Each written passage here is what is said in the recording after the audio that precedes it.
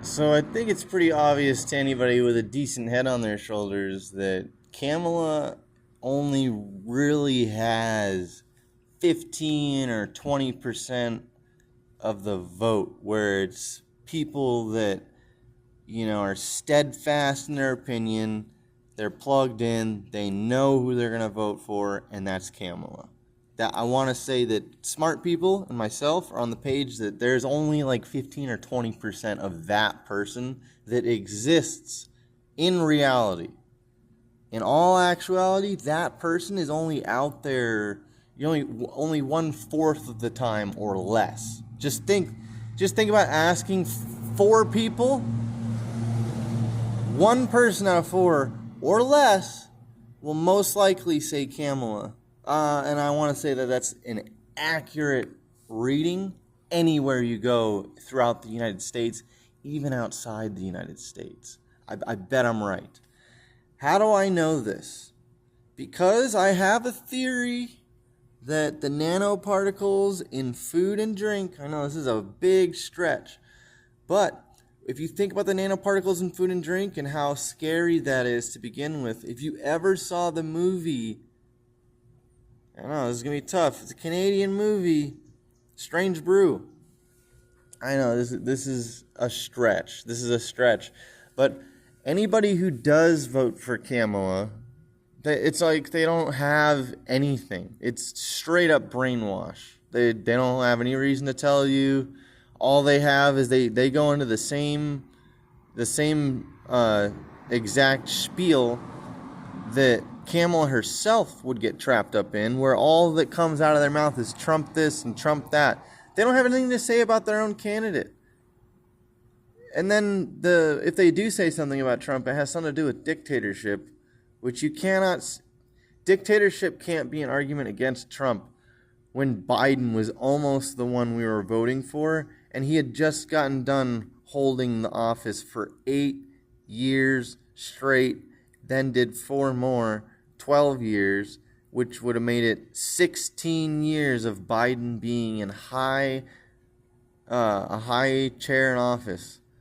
So how can you even mention dictatorship and have it make sense? I would be on the page of don't even say the word dictatorship, because then people are going to mention how you've been in office for you're trying to be in office for 18 years, and them just to say, Trump's going to get in office, he'll never leave. He was in office and he did leave. He let somebody else take office. All these ideas are ludicrous. Anybody paying attention that has a head on their shoulder, that thinks for themselves and is not brainwashed, knows all of this. This is not breaking news, some hidden, obscured YouTube video, even though my channel is, and you should try and help me get out of that right now. That's just the current situation. But this is getting nasty, because obviously it's only 15-20%.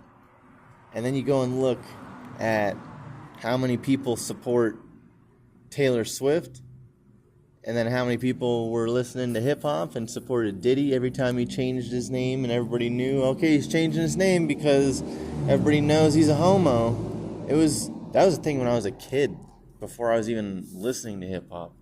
So this is interesting to even be having this discussion, but that's why they have to bus everybody into all the Kamala rallies, because there's literally only 300 or 400 people per capita that support her, when the rest of the capita, like the genuine heart of the capita, and more than 75% is voting for Trump. So that's why they've been selling it as a neck and neck race the whole time, even though she never won any kind of a popular vote to get to where she is currently. She has been installed to begin with, then reinstalled as the president, and no one's arguing with it. Although the people that are facilitating it have the argument that Trump is anti-democracy while they install their own candidate. So I don't know how you can even listen to someone speak of democracy, how you can even let them use that word when they are the very essence of what it means to be not a democracy. Especially when all they want to do, a community police truck just drove by. So that's how I know that I'm absolutely right. Thanks for watching. Stay tuned. I love y'all. Check out my description. I need help. I'm 100% homeless. I do not take any government aid.